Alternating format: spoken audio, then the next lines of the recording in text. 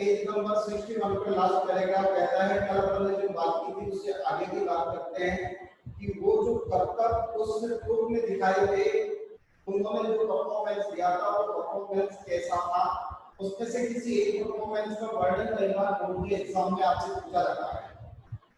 एक post brilliant amazing performance, वास्तव में ये एक बड़ा आश्चर्यजनक परफॉर्मेंस था।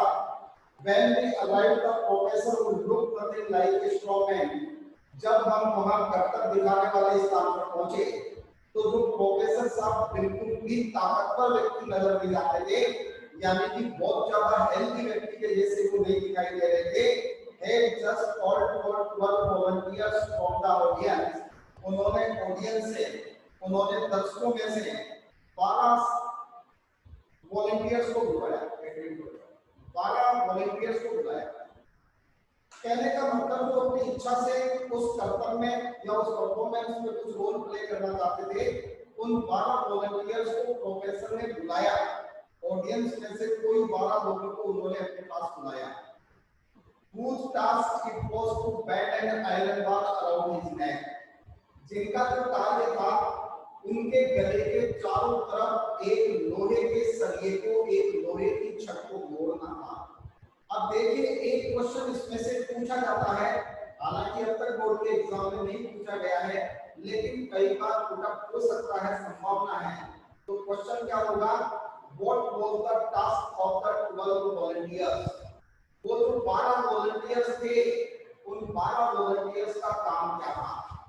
वह जो 12 वॉलंटियर्स थे, उन 12 वॉलंटियर्स का क्या काम था। तो जवाब होगा, the task of the 12 volunteers was to bend an iron bar around his neck या around the professor's neck. The iron bar provided from the camp stop was about 12 feet long. लेखक कहता है कि जो लोहे की छड़ प्रोफेसर को उपलब्ध करवाई गई वो हमारे कैंप के स्टोर रूम से उपलब्ध करवाई गई, और वह जो स्टोर रूम से छड़ उपलब्ध करवाई गई उस छड़ की लंबाई 12 फीट थी। कहने का मतलब एक 12 फीट लंबा लोहे का सरिया, एक 12 फीट लंबा लोहे का सरिया प्रोफेसर साहब को हमारे कैंप के स्टोर से उपलब्ध करवाया गया। The professor held it horizontally with the middle of it placed against his throat. जो प्रोफेसर साहब थे उन्होंने क्या किया, वह जो 12 फीट लंबी लोहे की छड़ थी उस छड़ को बीच में से पकड़कर और अपने गले के ऊपर रख लिया, यानी ऐसे खड़े हो गए और छड़ को ऐसे अपने गले से लगा दिया। हॉरिजॉन्टली का मतलब जिसके दोनों किनारे बराबर थे, प्रोफेसर के गले के 6 फीट इधर की छड़ और 6 फीट इधर की। कहने का मतलब बीच में से उन्होंने उस छड़ को अपने गले पर रख लिया। He then arranged the volunteers 6 on either side of him. फिर जो 12 वॉलंटियर्स थे, उन 12 वॉलंटियर्स में से 6 वॉलंटियर्स उसके अपने दोनों तरफ खड़े कर लिए, यानी 6 वॉलंटियर्स इधर खड़े कर लिए, 6 वॉलंटियर्स इधर खड़े कर लिए और छड़ को अपने गले पर लगा लिए। On the professor signal, the volunteers began to push with all their might, and the iron bar was bent into U-shape around his neck. और जैसे ही प्रोफेसर साहब ने इशारा किया, संकेत दिया, जो दोनों तरफ 6 वॉलंटियर्स खड़े थे, उन 6 वॉलंटियर्स ने पूरी ताकत के साथ उस छड़ को अपनी तरफ खींचने लगे। यानी प्रोफेसर ने छड़ को गले पे लगाकर खड़े रहे और 6 आदमी इधर से उस छड़ को पीछे की तरफ खींचा, 6 आदमी ने इधर से इस छड़ को पीछे की तरफ खींचा, और क्या हुआ, परिणाम ये हुआ कि जो लोहे की 12 फीट लंबी छड़ थी वो प्रोफेसर के गले के ऊपर रखकर उन्होंने यू शेप में मोड़ दी। कहने का मतलब प्रोफेसर ने उस छड़ को गले से रोका और 12 आदमियों ने अपनी पूरी ताकत के साथ उस छड़ को खींचा, जिसको यू शेप में मोड़ दिया। ये ओपनिंग परफॉर्मेंस था, आप ध्यान रखिएगा। कई बार क्वेश्चन आता है कि what was the opening performance given by the troupe. जो दल था उस दल के द्वारा ओपनिंग परफॉर्मेंस क्या दिया गया था, ये कई बार क्वेश्चन पुटअप होता है।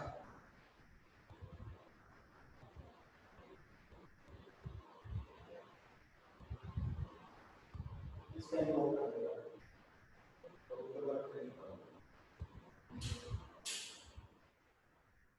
Whose with all their might and the iron bar was bent into a U-shape around his neck.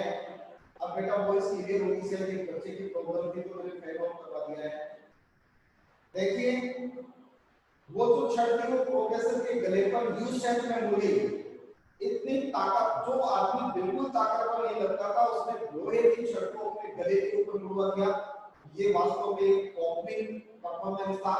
ये ओपनिंग परफॉर्मेंस था जिस परफॉर्मेंस का वर्णन कई बार बोर्ड के एग्जाम में पूछा जाता है कि what was the opening feast और performance given by the other feats followed. इसके बाद में दूसरे कर्तव्य हुए, इसके बाद में दूसरे कर्तव्य दिखाए गए। But the professors closing act was unforgettable. लेकिन प्रोफेसर साहब का जो क्लोजिंग एक्ट था वो अनफॉरगेटेबल था, यानी जिसको भुलाया नहीं जा सकता था। अब एक बार बोर्ड के एग्जाम में पूछा गया है describe the closing act in your own words. Closing act का वर्णन अपने शब्दों में कीजिए। तो इस क्लोजिंग एक्ट को अच्छी तरीके से समझना। क्लोजिंग एक्ट किसने परफॉर्म किया था? प्रोफेसर राव ने। तो देखिए क्लोजिंग एक्ट में क्या था। And before he performed it, the welfare officer announced that on his insistence, the professor had signed a document to the effect that if anything happened to him, the British Army could in no way be held responsible. और इस closing act को प्रस्तुत करते समय या इस closing act को प्रस्तुत करने से पहले जो हमारा वेलफेयर ऑफिसर था उसने प्रोफेसर से एक डॉक्यूमेंट साइन करवाया गया। यानी कि वेलफेयर ऑफिसर ने क्लोजिंग एक्ट प्रस्तुत करने से पहले प्रोफेसर से एक क्या साइन करवाया? उससे प्रोफेसर से एक डॉक्यूमेंट साइन करवाया। और उस डॉक्यूमेंट में क्या था? और ये देखने को दो बच्चों को लिख दिया जरा यहां से लिखना करते हो आप माइक में काम करो। Professor had signed a document to the effect that if anything happened to him, professor से क्या साइन करवाया गया? प्रोफेसर से ये साइन करवाया गया कि यदि किसी भी प्रकार का कोई घटना घटित होती है इस कार्यक्रम के दौरान या इस परफॉर्मेंस के दौरान, the British Army could in no way be held responsible। तो उसके लिए ब्रिटिश आर्मी किसी भी प्रकार से जिम्मेदार नहीं होगी। तो उसके लिए ब्रिटिश आर्मी किसी भी प्रकार से जिम्मेदार नहीं होगी। बेटा एक क्वेश्चन यहाँ से बनता है, what documents was signed from the professor before performing the closing act। Closing act को परफॉर्म करने से पहले जो प्रोफेसर था उस प्रोफेसर से कौन सा डॉक्यूमेंट साइन करवाया गया? It was only on these terms that the professor was allowed to perform his closing act. सिर्फ इसी शर्त के ऊपर प्रोफेसर को अपना क्लोजिंग एक्ट प्रस्तुत करने की अनुमति दी गई। तो देखिए what was the condition on the professor allowed to perform his closing act. कौन सी कंडीशन के आधार पर या कौन सी शर्त पर प्रोफेसर को अपना क्लोजिंग एक्ट प्रस्तुत करने की या अपना क्लोजिंग एक्ट प्रस्तुत करने की अनुमति दी गई? तो जवाब होगा on the condition of signing a document according to which the British army will not be responsible for anything that happens during performing the act। was the condition on the professor was the condition of the professor was allowed to perform his closing act। अब देखिए closing act क्या था। पहले भी मैंने आपको बताया कि क्वेश्चन बोर्ड के एग्जाम में पूछा गया है क्लोजिंग एक्ट से संबंधित। तो ये क्लोजिंग एक्ट के बारे में हम बात करते हैं। A 5-ton army truck was then driven into the center of the circle। 5 ton का वजन वाला जो आर्मी का ट्रक था उस ट्रक को चलाकर और जो ऑडियंस का सर्कल था, जो ऑडियंस में गोला बना रखा था चारों तरफ से देखने वाले जो लोग थे उनके बीच में एक 5 टन वजन का ट्रक लाया गया, which was the only stage the professor used। ये ट्रक एकमात्र स्टेज था जिसको प्रोफेसर ने यूज किया। ये जो ट्रक था ये एकमात्र स्टेज था जिसका प्रोफेसर ने यूज किया। He lay down under the truck। Professor इस प्रकार से उस ट्रक के नीचे लेट गए so that his chest was in line with one of the rear wheels, ताकि उसका सीना पीछे वाले टायरों की जोड़ी में से किसी एक टायर की जोड़ी के नीचे आ जाए। देखिए प्रोफेसर साहब किस प्रकार से लेके क्लोजिंग एज क्या था, सबसे पहले 5 टन वजन का ट्रक लाया गया और प्रोफेसर जो साहब थे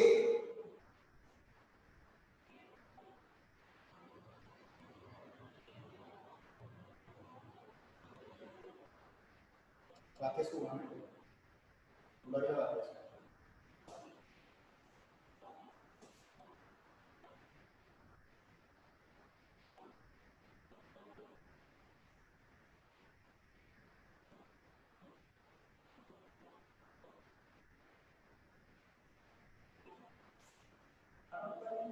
ऐसे ही कौन हाँ मैं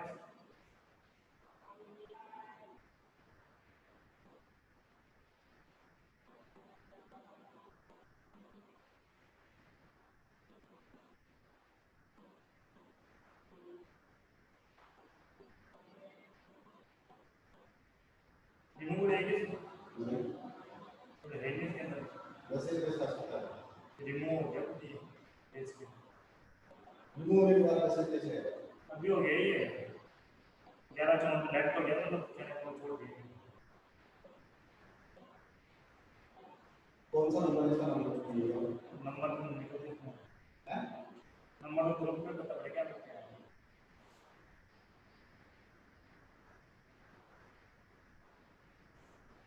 इसको रिमूव कर दो।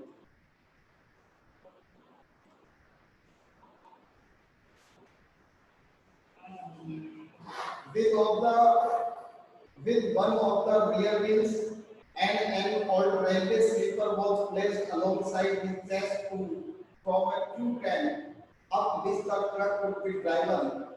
देखिए वह जो ट्रक था उस ट्रक के नीचे प्रोफेसर साहब इस प्रकार से लगे कि ट्रक के जो पीछे वाले टायर होते हैं उनमें से एक तरफ के टायर प्रोफेसर साहब के सीने के ऊपर से निकल गए और जब वो लेटे तो उनके सीने के दोनों तरफ एक रेलवे का पुराना जो स्लीपर था उस स्लीपर को लगाकर क्या बनाया गया, उस स्लीपर को लगाकर एक रैंप बनाया गया जिसके ऊपर से ट्रक आसानी से ऊपर चढ़ सके और नीचे उतर सके।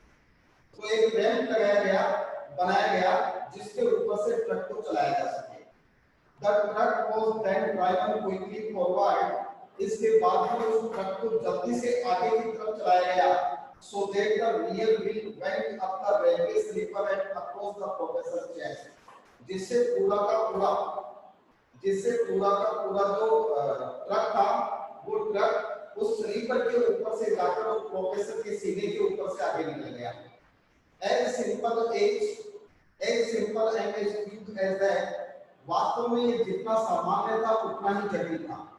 The back of the truck incidentally contained as many men as could possibly crowd in it। क्योंकि ट्रक का 5 टन का वजन था और 5 टन के वजन के साथ साथ ट्रक में इतने सारे लोग चढ़े हुए थे या इतने सारे लोग खड़े थे जितने लोग उस ट्रक के अंदर आ सकते थे।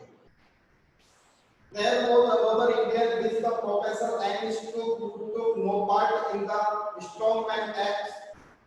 उस प्रोफेसर की टीम के साथ एक व्यक्ति और था, उस प्रोफेसर की टीम के साथ एक व्यक्ति और था who took no part in the strongman act। जिसने कोई ताकत के करतब तो नहीं दिखाए, जिसने किसी प्रकार के कोई करतब के किसी प्रकार के ताकत के करतब तो नहीं दिखाए, किसी भी प्रकार के ताकत के या ताकत के करतब तो नहीं दिखाए but spent the entire time digging a shallow trench about 10 feet long and 2-3 feet wide. लेकिन जब प्रोफेसर साहब अपने एक दिखा रहे थे, उस समय ये व्यक्ति पूरे समय एक लंबी सी खाई खोदने के अंदर लगा हुआ था। एक ट्रेंच का मतलब होता है बेटा खाई, उस ट्रेंच को खोदने में लगा हुआ था। ये जो ट्रेंच थी, ये जो खाई थी, ये लगभग 10 फीट लंबी थी और 2 से 3 फीट चौड़ी थी, यानी 2 से 3 फीट चौड़ी और 10 फीट लंबी एक खाई खोदने में वो लगा हुआ था। By the time the professor had finished his act, और जब तक प्रोफेसर ने अपनी एक कंप्लीट कर ली, जब तक प्रोफेसर ने अपना कर्तव्य दिखा दिया, this trench had been filled with red hot coals from the cook house, तो ये पूरी की पूरी जो 2-3 फीट चौड़ी और 10 फीट लंबी खाई थी, इस खाई को लाल सुलगते हुए कोयलों से भर दिया गया। कुक हाउस जो था कैंप का, उस कुक हाउस से कोयले लाकर इसको भर दिया गया। There was no funny business about this fight trench either, और ये जो आपकी खाई भी यदि इसको कहा जाए तो इसमें किसी प्रकार का कोई आश्चर्य नहीं होगा, क्योंकि 2 से 3 फुट चौड़ी और 10 फीट लंबा जो गड्ढा था, एक प्रकार से जो खाई थी, उस खाई को कोयलों से भर दिया गया, जो आग उगलते हुए कोयले थे। इसलिए इस पूरी खाई को यदि आग की खाई भी कहा जाए तो इसमें किसी प्रकार का कोई आश्चर्य नहीं होगा। We gathered around him, हम सब लोग आकर इसके चारों तरफ इकट्ठे हो गए, and the heat from it was intense। जब हम इसके चारों तरफ आकर खड़े हुए तो हम महसूस करते थे कि इस खाई से जो हीट आ रही थी, इस खाई से जो हीट आ रही थी या इस खाई से जो ताप आ रहा था, इस खाई से जो बहुत ज्यादा ताप आ रहा था, उसको हम महसूस कर सकते थे। This Indian brother and elderly gentleman, ये जो खाई खोदने वाला जो भारतीय था, वास्तव में ये एक elderly gentleman था, एक भद्र पुरुष था। Then stood at one end of the trench, इसके बाद में ये खाई के एक तरफ आकर खड़ा हो गया, जो 10 फुट लंबी खाई थी, उसके किनारे पर आकर खड़ा हो गया। Splashed water from a nearby bucket over his bare feet, फिर उसने अपने नंगे पांव के ऊपर पास में जो बाल्टी पड़ी हुई थी, उस बाल्टी से पानी छींटा। And then proceeded to walk over the red head coals along the whole length of the trench, और इसके बाद में जो लंबी खाई थी, उस लंबी खाई पर वो नंगे पांव चलने लगा पूरी लंबाई पर, यानी 10 फीट लंबी जो खाई थी, उस लंबाई के अंदर वो अपने नंगे पांव चला। It was an incredible spectacle, वास्तव में ये एक अविश्वसनीय दृश्य था। We could see only the flames from the red hot coals, हम सिर्फ लाल लाल जो चमकते हुए जलते हुए कोयले थे, उन कोयलों की फ्लेम्स को देख सकते थे। Licking around his bare feet, जो कि उसके नंगे पांव से छूकर निकल रहे थे। As he slowly walked to the end of the trench, ये धीरे धीरे उस खाई के ऊपर चलता गया। When he reached it, जैसे ये खाई के दूसरे सिरे गया, एक not satisfied, he turned around and walked back the same way। तो जैसे कि मानो ये संतुष्ट नहीं हुआ आगे चलने से, वापिस घूमा और फिर से चलकर वापिस आ गया। कहने का मतलब है 20 फीट की लंबाई पर कोयलों के ऊपर चला, जो जलते हुए कोयले थे, और कोयले भी ऐसे जिनमें से आग की जो लपटें थी वो उसके पांवों को छूकर दोनों तरफ निकल रही थी। He then squatted down on the ground, इसके बाद में वो जमीन पर उठू बैठ गया। Gestured to his feet, अपने पांवों को देखा, and invited us all to inspect them, और हम सबको उसने आमंत्रित किया कि आओ मेरे पांवों को देखो। We did, and there was not so much as a blister anywhere to be seen। हम वहां आकर बैठे और हमने देखा कि उसके पांवों पर एक फफोला तक नहीं था। ब्लिस्टर का मतलब होता है बेटा फफोला, यानी कि उसके पांवों पर एक फफोला तक नहीं था। I had pushed forward through the crowd, मैंने भीड़ को दूर करके अंदर घुसा, to get closer look at this amazing character state, कि ये जो बहुत ही आश्चर्यजनक जो कैरेक्टर था, जो चरित्र था, इसके पांवों को करीब से देखने के लिए मैं भीड़ में से आगे आया। And as I knelt down beside him, जैसे मैं उसके पास फोटो देखा, I felt something thrust into my hand, तभी मेरे को महसूस हुआ जैसे किसी ने मेरे हाथ पे कुछ ठूस किया। इट वाज अ हैंकरचीफ, वास्तव में ये वो रुमाल था। And it was that I recognised him, और तब वो रुमाल को मैंने देखा तो मैं इस आदमी को पहचान गया। अब देखिए, इस आग पर चलने वाला वो व्यक्ति कौन था? इस आग पर चलने वाला जो व्यक्ति था वह वही व्यक्ति था जो व्यक्ति लेखक को सड़क के किनारे पीटा हुआ मिला था, सड़क के किनारे पड़ा हुआ मिला था, जिसको लेखक ने लिफ्ट दी थी और उसको जो उसका जो गांव था उस गांव में छोड़ा था। और छोड़ते समय उसने कहा था कि तुम्हारा जो रुमाल है उसको मैं धोकर साफ करके जब दोबारा अपनी मीटिंग होगी तब दे दूंगा, ये कहा था उसने। तो लेकर उससे पूछना चाहता था कि हमारी मीटिंग दोबारा कैसे होगी, लेकिन वो ओझल हो गया था, लेकिन की बात नहीं हुई थी। आज जब लेखक ने उसको देखा, यानी कि जब उसने लेखक के हाथ में धीरे से रुमाल दे दिया तो उसको महसूस हुआ, उसको पहचान गया कि ये वही आदमी था। यहाँ से एक क्वेश्चन बेटा बनता है बेटा, how did the writer recognise, लेखक ने कैसे पहचाना that the firewalker was the person whom he had met earlier. Hello,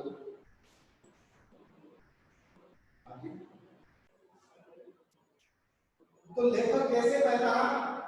The writer recognized the man because of the handkerchief that the gentleman gave him when he was taking a close look to his feet. तो उस रुमाल से उसने उसको पहचाना। He had looked at me once. रुमाल देखते समय एक बार उसने मेरी तरफ देखा, briefly थोड़ा सा। एक ही बात का हैंकरचीफ टू मी। जैसे ही उसने मेरे को रुमाल दिया उस समय उसने थोड़ा सा मेरी तरफ देखा। But when I went to speak to him, he looked away again, so I kept my mouth shut. लेकिन जैसे ही मैं उससे बोलना चाहा तो उसने अपना मुंह घुमा दिया, तो मैंने भी अपना मुंह बंद कर लिया। If he wanted to pretend that he didn't understand English, हालांकि उसने इस प्रकार से भी कुछ बहाना किया जैसे कि मानो उसको अंग्रेजी आती नहीं हो, then that was all right by me. कहने का मतलब जैसे कि मेरी तरफ से कोई दिक्कत नहीं थी। Obviously, it amused him to listen to the comments of the admiring crowd gathered around him. इसके बजाय उसके चारों तरफ जो लोग खड़े थे उन लोगों से उसको प्रशंसा सुनना अच्छा लग रहा था। The professor had by now recovered from his encounter with the 5 ton truck. तब तक जो प्रोफेसर साहब थे वो भी 5 टन के वजन को अपने सीने से उतारने के बाद जो थकान उनको हो गई थी उस थकान से उबर गए थे। And he came over to say in halting English, और टूटी फूटी अंग्रेजी में उन्होंने आकर कहा that the firewalker would take a volunteer with him across the 5 times. ये कहा कि ये आग पर चलने वाला जो व्यक्ति है ये एक व्यक्ति को अपने साथ आग पर चलाएगा। कहने का मतलब एक व्यक्ति को अपने साथ आग पर लेकर जाएगा। This of course produced a big laugh. ये बात सुनते ही जो लोग थे उन लोगों को काफी हंसी आई। But I didn't join in. लेकिन मैं उस हंसी में सम्मिलित नहीं हुआ। मतलब जब प्रोफेसर साहब ने कहा कि आग पर चलने वाला व्यक्ति अब एक आदमी को अपने साथ चलाएगा, जो दर्शकों में आदमी खड़े हैं इनमें से किसी एक आदमी को अपने साथ चलाएगा, तो वहां जो लोग खड़े थे सबके सब हंसने लगे। लेकिन लेखक कहता है कि मुझे हंसी नहीं है। I knew then that I was going across the 5 bench, although the very thought of it made me go eyes cold with fear. उस समय मैंने ये सोच लिया था कि इस आदमी के साथ आग पर मैं चलूंगा, जबकि आग पर चलने मात्र की जो फीलिंग थी, सोचने मात्र से मुझे डर लग रहा था, मैं डर से कांप गया था, लेकिन फिर भी मैं चलने के मुझे लग रहा था कि मैं चलूंगा। I walked over to the firewalker. मैं उस रीढ़े से चलकर उस आग पर चलने वाले आदमी के सामने जाकर खड़ा हो गया। And stood in front of him. और उसके सामने खड़ा हो गया। He placed his hands upon my shoulders. सबसे पहले उसने अपने हाथ मेरे कंधों पर रखे and said very quietly. और उसने मेरे से चुपचाप कहा, so that none but myself यानी कि मेरे कंधों पर अपने हाथ रखकर उसने मेरे को धीरे से कहा। कहने का मतलब जो उसने बात कही उसको मैं ही सुन सकता था, वो कोई नहीं सुन सकता था। When put aside your boots, Sahib, उसने कहा कि साहब जब आप अपने जूतों को उतारकर दूसरी तरफ रखें, put aside your fear, तब अपने डर को भी उतारकर दूसरी तरफ रख देना। The fire will not harm you, आग तुम्हें नुकसान नहीं पहुंचाएगी। I sat down on the ground and took off my gaiters, boots and socks. मैं जमीन पर बैठ गया, मैंने अपने जूते उतारे, अपनी पट्टियां खोली और अपने जुराब उतारे। Strangely enough, having done this, I no longer felt afraid, only intensely curious. और ये काम करते समय मुझे बिल्कुल भी डर नहीं लगा, सिर्फ एक अजीब सी स्थिति मेरे अंदर थी, बस। आगे की घटनाओं को देखेंगे, इसके क्वेश्चन लिख लीजिए एक बार।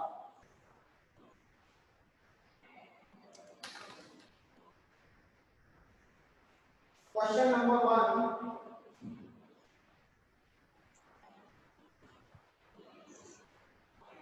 describe the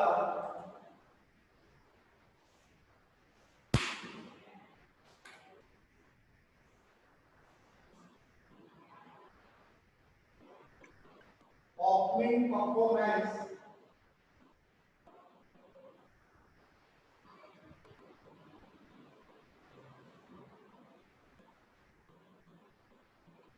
made by the professor।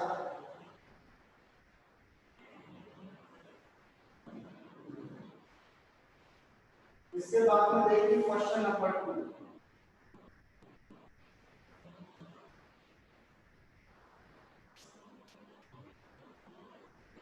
what was the closing act?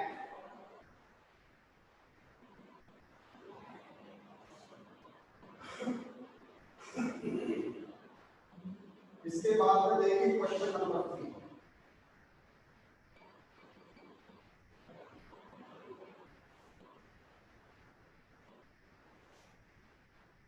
what was the condition?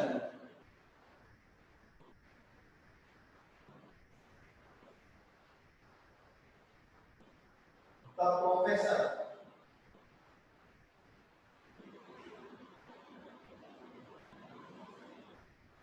was allowed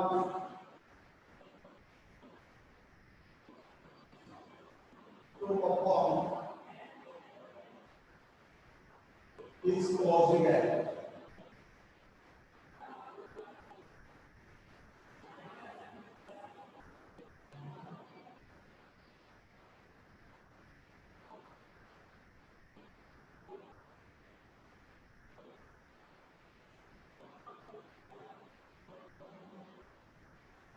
What was the elderly Indian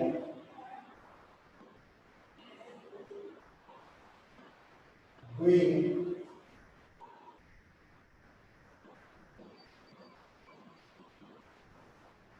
during the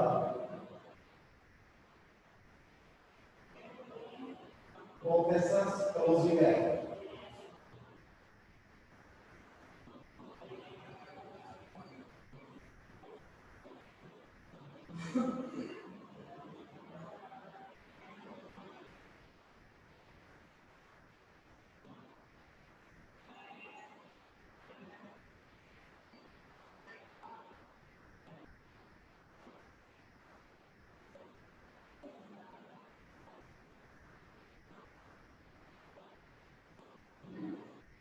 Why does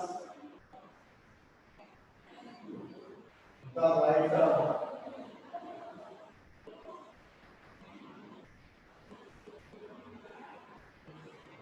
fight bench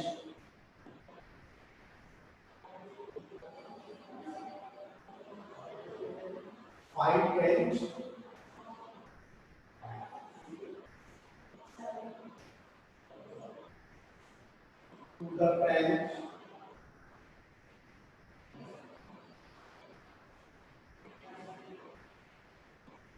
made by gentlemen?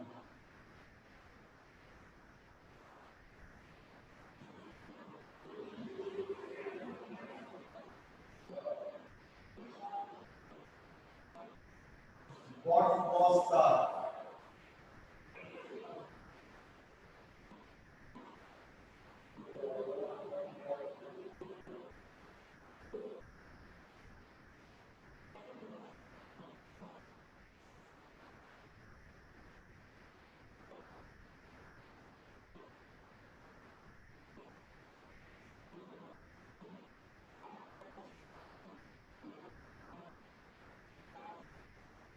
spectacle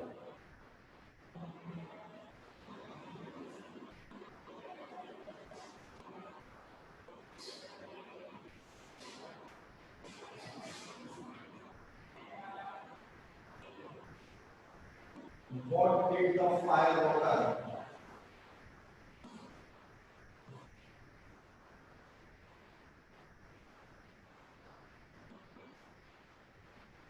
report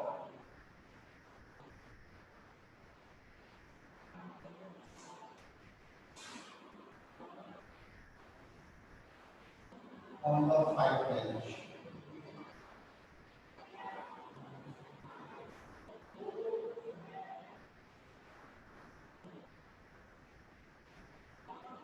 How did the writer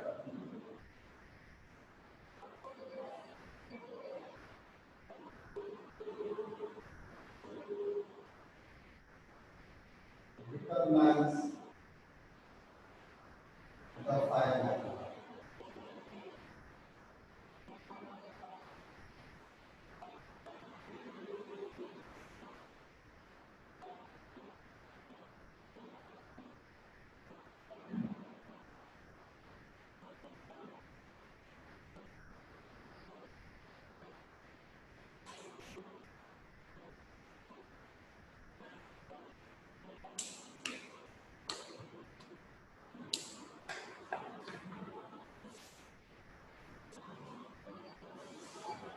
बेटा सबसे पहले आप इसका screenshot ले लीजिए।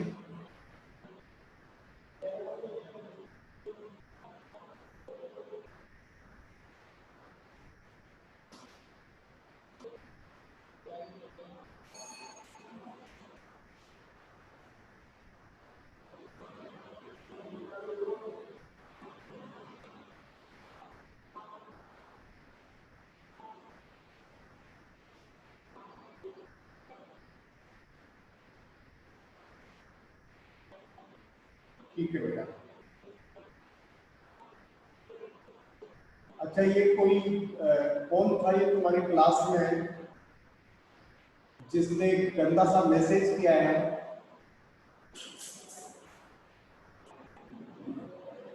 इसके बारे में किसी भी प्रकार की इंफॉर्मेशन हो तो बेटा आप मेरे पर्सनल मोबाइल नंबर पर सेंड करना। कोई क्लास का बच्चा है या कोई बाहर से जुड़ा है या किसी ने इसको जोड़ा है क्या नहीं है।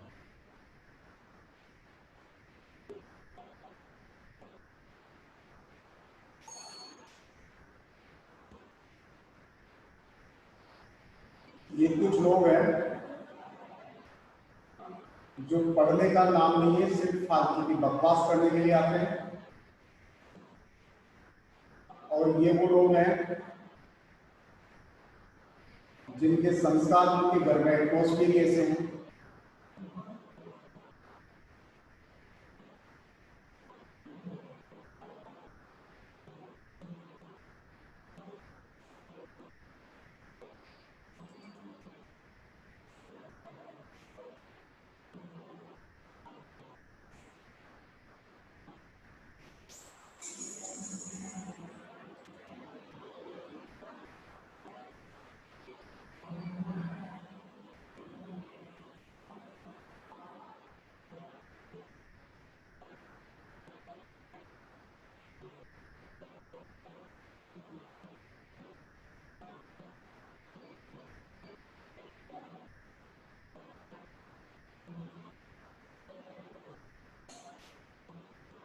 ठीक है बेटा, thank you for joining the meeting. See you bye.